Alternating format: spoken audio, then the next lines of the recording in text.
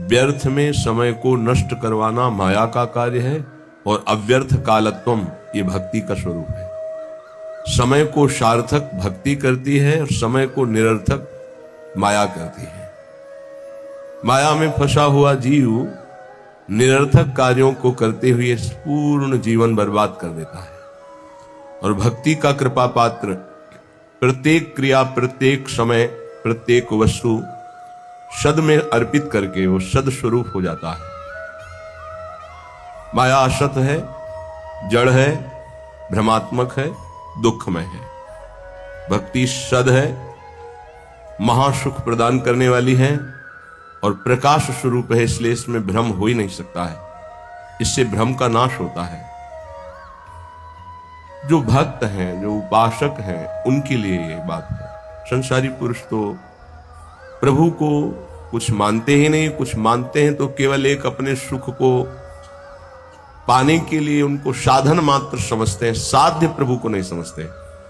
हे प्रभु मेरा ऐसा कार्य हो जाए, तो प्रभु हुए साधन और सांसारिक कार्य हुआ साध्य, कोई खास बात नहीं हुई। यहां भगवत प्राप्ति की जो चर्चा है उसमें है साधन संपूर्ण विषयों को बना ले, क्रियाओं को बना ले, वृत्तियों को बना ले और साध्य प्रभु को माने। यहां से प्रारंभ होता है भगवत मार्ग। नहीं, उसे हम भगवत मार्ग नहीं कहते। जो केवल सांसारिक भोगों को, सांसारिक पदों को, सांसारिक वस्तुओं को सत्य मानता है और सुन सुनाकर कहीं ना कहीं प्रभु से इतनी आस्था रखता है कि हमारी सांसारिक कामनाओं की पूर्ति हो जाए, वो विषयी साधक है, उसे अभी परमार्थिक नहीं कह सकते। यद्यपि भगवान उसे उदार ही कहते हैं। जैसे पिता से कोई मांगे तो पिता दुलारवश कहता है, तुम्हें धन्यवाद, तुमने हमारी मर्यादा रखी, किसी और से न मांगकर हम ही से मांगा। इसी तरह प्रभु कहते हैं उदार है, आर्त या अर्थार्थी या जिज्ञासु। पर ज्ञानी को अपनी आत्मा कहा है। ज्ञानी अर्थात जो ये जान गया है कि संपूर्ण संसार एकमात्र सत्य परमात्मा है, प्रभु है, और मेरे जीवन का लक्ष्य उसी प्रभु को प्राप्त करना है। ये भूल भुलैया के मार्गों को कहीं धर्म नहीं कहा जाता। त्यज लोक धर्मान, लोक धर्मों का त्याग करने की बात कही गई, ये भूल भुलैया है। श्री भगवान जगत गुरु है, वही कह रहे हैं सर्व धर्मान परित्यज्य माम एकम शरणम व्रज। मेरी एक शरण में हो जाओ। मनुष्य जीवन का लाभ शरण में हो जाना है। शरणागति का तात्पर्य है तदर्पिता अखिलाचारिता तद्विस्मरणेन परम व्याकुलते। एक एक आचरण प्रभु के अनुकूल हो और निरंतर प्रभु का स्मरण हो। स्मरण में थोड़ा भी विस्मरण बर्दाश्त न हो, यही जीवन का परम लाभ है। यही जीवन का परम लाभ। ये बड़े बड़े सिद्ध संतों की बात है। स्मरण हमारे जीवन की परम उपलब्धि है। निरंतर स्मरण, ये सिद्धावस्था की तरफ पदार्पण हो रहा है। सिद्धावस्था आवागमन से मुक्त, प्रभु के नजदीक निरंतर सेवा, रूप रस, प्रेम रस, इसका रसास्वादन करते हुए अनंत काल तक महासुख में डूबना।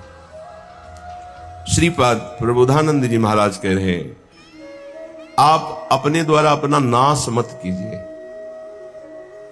कोई किसी का नाश नहीं कर सकता, आप अपने द्वारा अपना नाश करते हैं। अगर कोई ये कहे कि किसी ने शाप दे दिया, उसका नाश हो गया, तो उस शाप में उसका कर्म ही प्रधान है, ना कि किसी का शाप। उसका कर्म प्रधान है। कहीं भी शाप दिया गया हो तो हमें ये दिखाना कि वो निर्दोष है और उसको शाप दिया गया और शाप लागू होकर उसको नाश कर दिया। कहीं भी हमें बताना खोज के इतिहास में।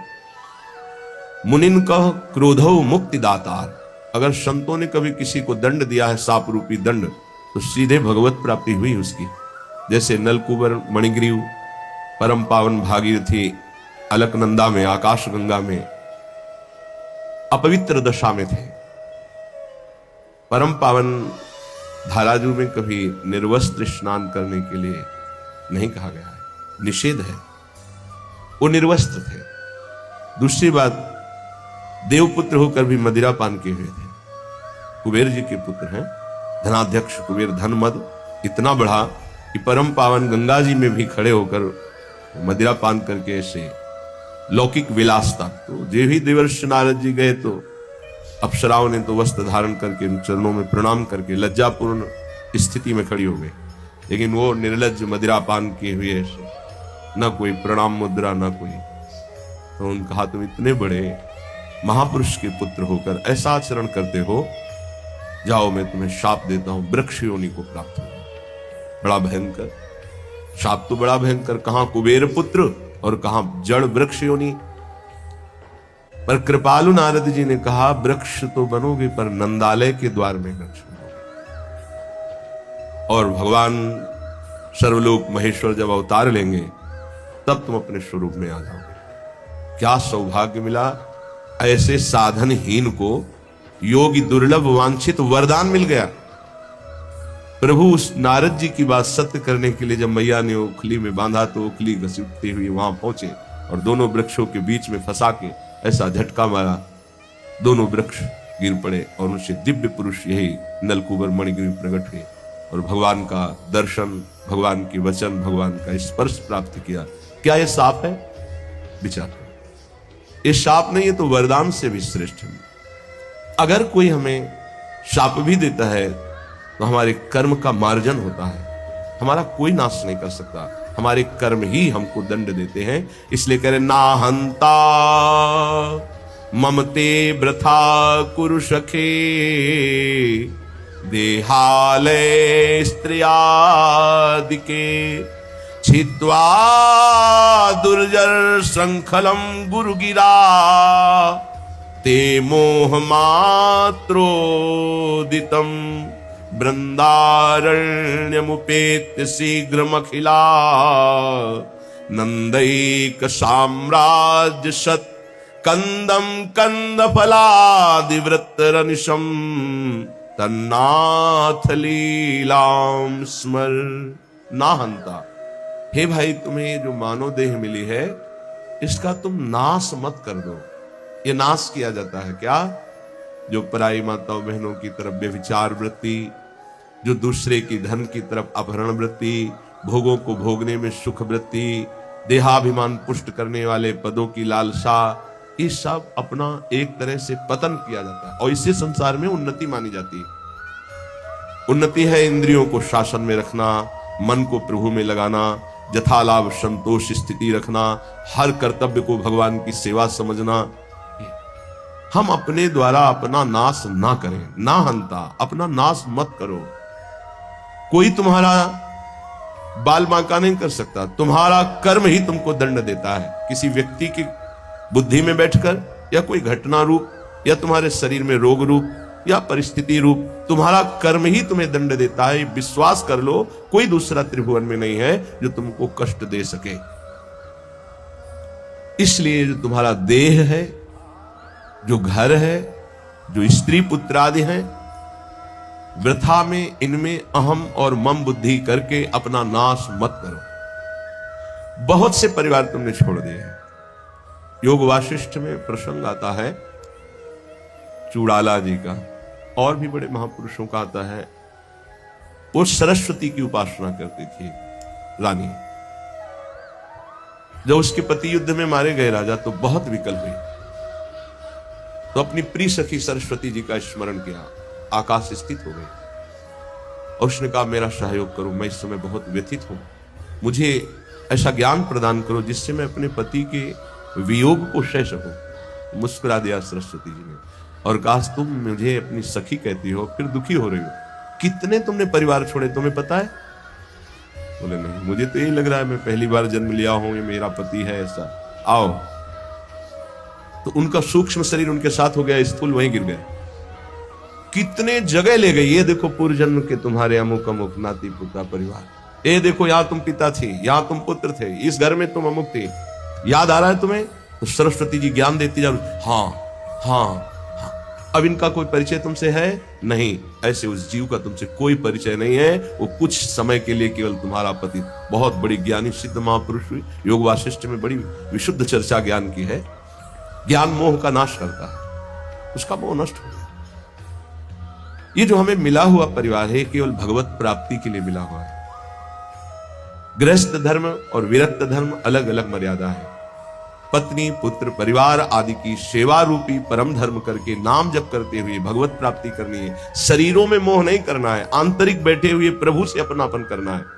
यहां प्रभु से कोई मतलब नहीं, केवल शरीरों से प्यार किया जा रहा है, इसीलिए दुर्गति हो रही।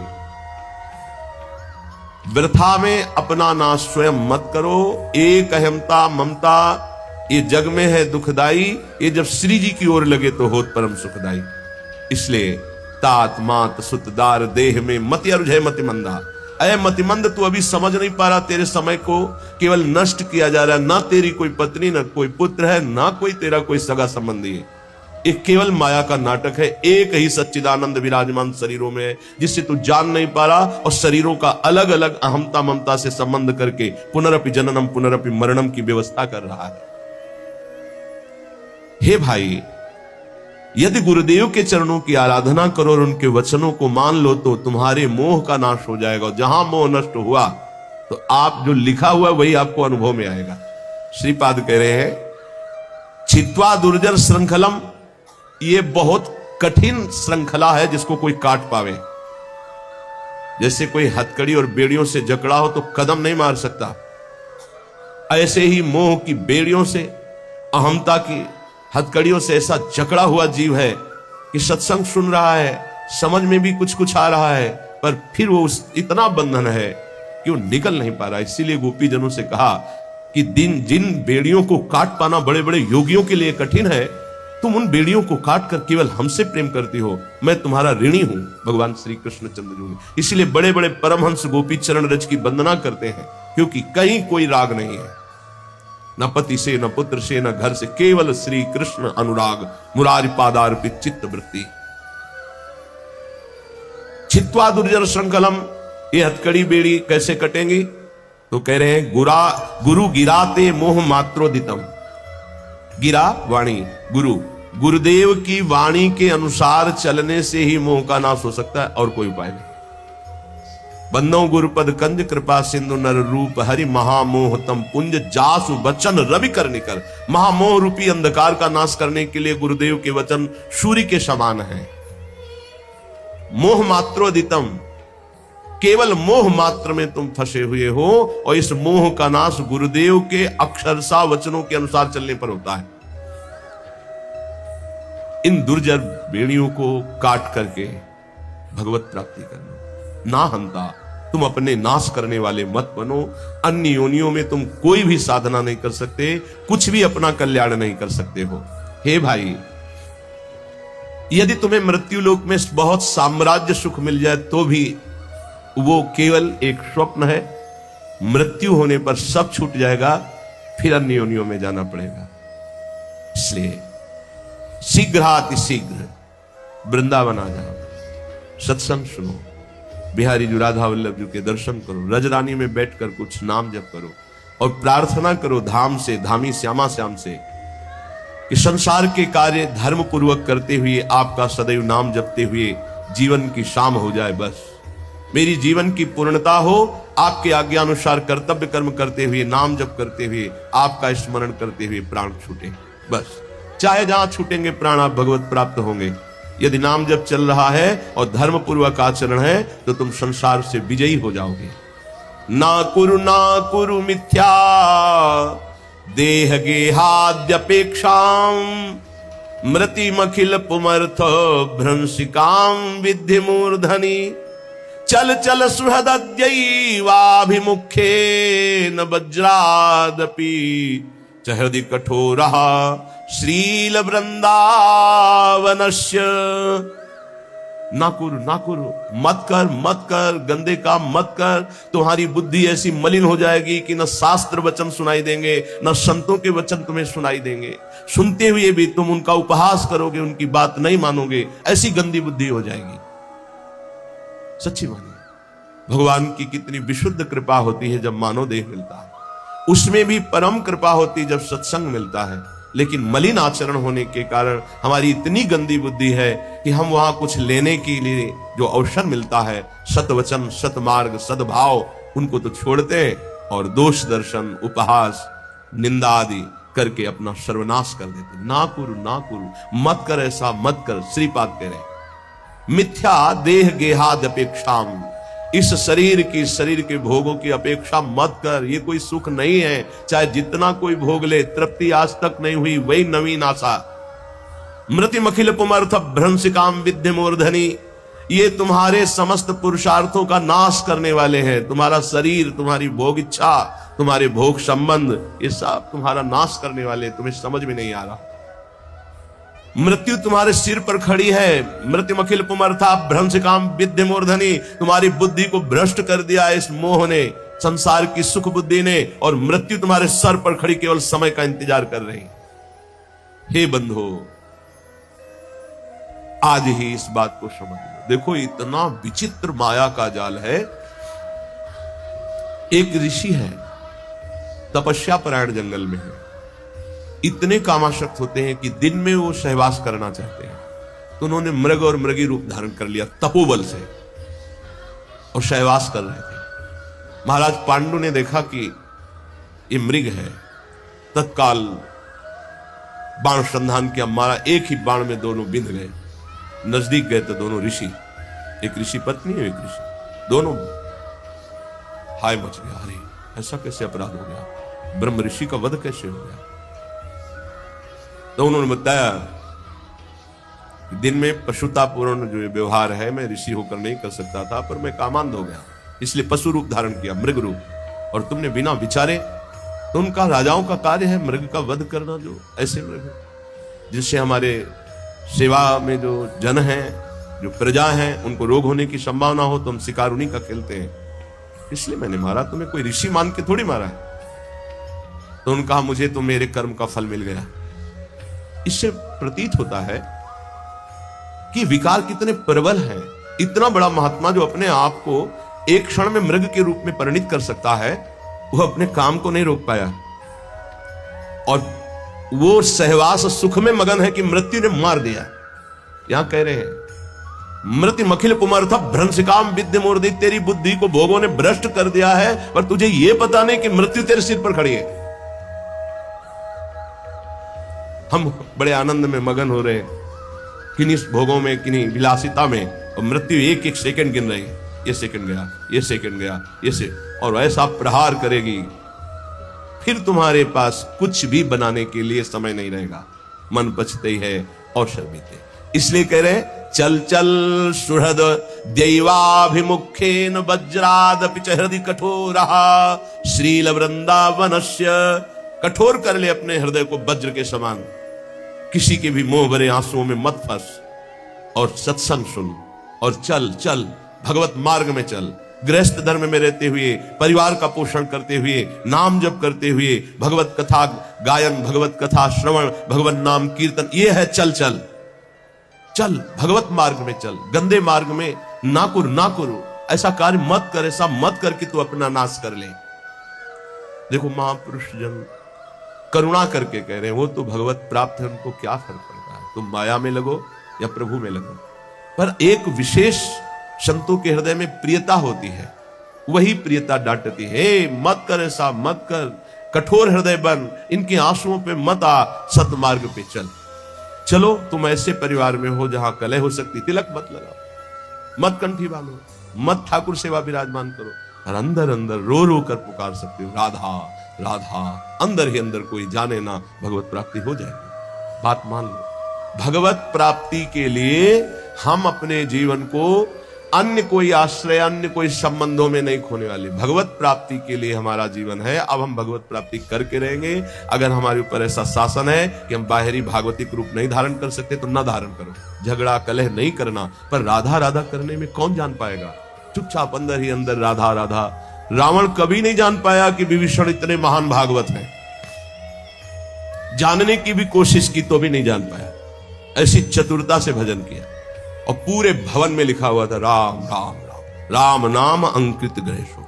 हनुमान जी महाराज ने यही देखकर अंदर प्रवेश किया कि लंका निश्चल निकर निवासा, यहां कहां सज्जन कर वासा, यहां साधु कैसे हो सकता है? क्योंकि साधु के ही मकान में भगवान नाम अंकित होते हैं, यहां साधु कैसे हो सकता है? राम राम। सूचना रावण के पास पहुंची थी कि राम राम लिखे हुए है, ये क्या है? आपका भाई है, महामंत्री पद में भी है, लेकिन आपका विरोधी है। गया मंदोदरी कहे, ये कैसे?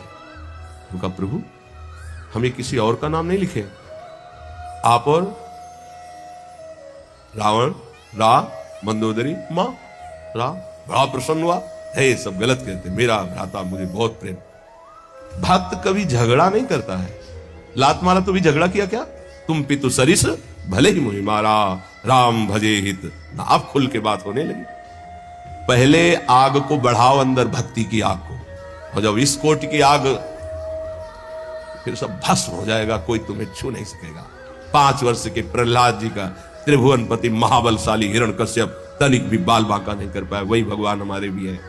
प्रहलाद जी के ही केवल नहीं, हमारे भी हरि है। इसलिए अपने भाव को छुपाकर पहले चिंगारी को ज्यादा प्रकाशित करोगे तो एक बूंद पानी में बुझ जाएगी, लेकिन जब ज्वाला हो जाएगी, हाँ, तो एक आग होती है जो समुद्र में भी पैदा हो जाती है, बड़वानल।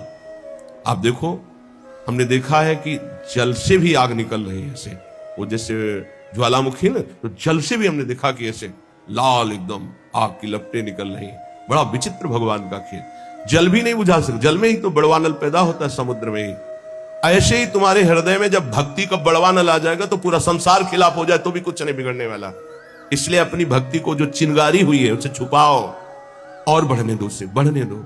बाहरी कुछ ऐसा मत करो यदि विरोध हो रहा है, अंदर ही अंदर इतना बढ़ा लो कि फिर ताल ठोक के मैदान पे आ जाओ। काम, क्रोध, लोभ, मोह, मद कोई भी परास्त नहीं कर सकता। फिर हरि हर समय तुम्हारे नेत्रों में बसे रहेंगे। पर हमें जीवन खोना नहीं। श्रीपाद कह रहे हैं, हृदय कठोर, कठोर हृदय बना लो। तुम्हें कोई गाली दे, अपमान करे, तिरस्कार करे, बिल्कुल अंदर हलचल मत पैदा होने दो। राधा राधा राधा राधा, निकल जाओगे। अद्यैव मूर्ख चल सर्वमिदं विहाय, वृंदावनाय सकलार्थ सुरद्रुमाय, श्री राधिका सुरतनाथ विशुद्ध भाव, शत्रायमैव कुरुकृत्य समाप्त्यपेक्षां। भाई, ये सब तुम्हें अंत में छोड़ देंगे, तुम सबको छोड़ दोगे। ये बार बार इसीलिए समझा रहे, यही फंसे हैं, यही वो गांठ है जिससे हम निकल नहीं पा रहे। सुत बनिता जान स्वार्थ रत, ना करुणे सभी ते, अंत ही तो ही तजेंगे पामर, तू न तजे अब ही ते, मन पछतई है अवसर बीते। आज तो राधा राधा बोलने लायक हो, ऐसे ऐसे रोग हैं, ऐसी समस्याएं हैं, ऐसी प्रतिकूलता है कि बोलने का अवसर नहीं मिलेगा। ध्यान रखना, पछताना ही हाथ लगेगा। आज शरीर स्वस्थ है, बुद्धि काम कर रही, भगवान की कृपा से वृंदावन में बैठ के सत्संग सुन रहे हो। जैसे बने वैसे मनोरंजन को मारो। मनोरंजन से ही बड़े भयानक भयानक पाप हो रहे हैं। केवल मनोरंजन, मनोरंजन से हिंसा हो रही, मनोरंजन से व्यभिचार हो रहा है, मनोरंजन से ही बड़े बड़े महापाप हो रहे हैं। मारो इस मन की वृत्ति को जो पापात्मक भाव में हमें लगाए हुए, जो हमें पापात्मा बना रही है, जो हमें भगवत प्राप्ति से विमुख मार्ग में आगे बढ़ाते चली जा रही है। श्रीपाद कह रहे, अद्यैव मूर्ख चल सर्वमिदं विहाय। इसी क्षण से, अय मूर्ख, जिधर तू जा रहा है बहुत ही खतरनाक मार्ग है, भोगना पड़ेगा। ऐसी ऐसी परिस्थितियां जीवों की जब देखते हैं ना, तब कितना कष्ट पा रहे हैं जीव, कितना कष्ट पा रहे हैं। आप लोग प्रमाद में हैं इसलिए आपको नहीं, यहां किसी भी कष्ट को देखा जाता है तो तत्काल उसमें तन्मयता की जाती है, तो पूरा कष्ट अनुभव होता है। अरे कितना भयानक पीड़ा इस जीव को हो रही है, कोई उपाय नहीं, केवल मृत्यु ही मृत्यु। वो सड़ रहा है, कोई औषधि का। जंगलों में ऐसे कितने जीव हैं जिनके विचित्र कष्ट जागृत हो गए, कोई औषधि नहीं, कोई खान पान की व्यवस्था नहीं। अब वो जब तक मरेगा नहीं, वो उठ के नहीं चल सकता, कीड़े खा रहे हैं, पड़ा है जिंदा, जिंदा पड़ा है, सड़ रहा है। कौन है ये? हम ही हैं। हमारे कर्म बिगड़ गए तो ऐसे जीव बन गए, ऐसे ऐसे हो गए।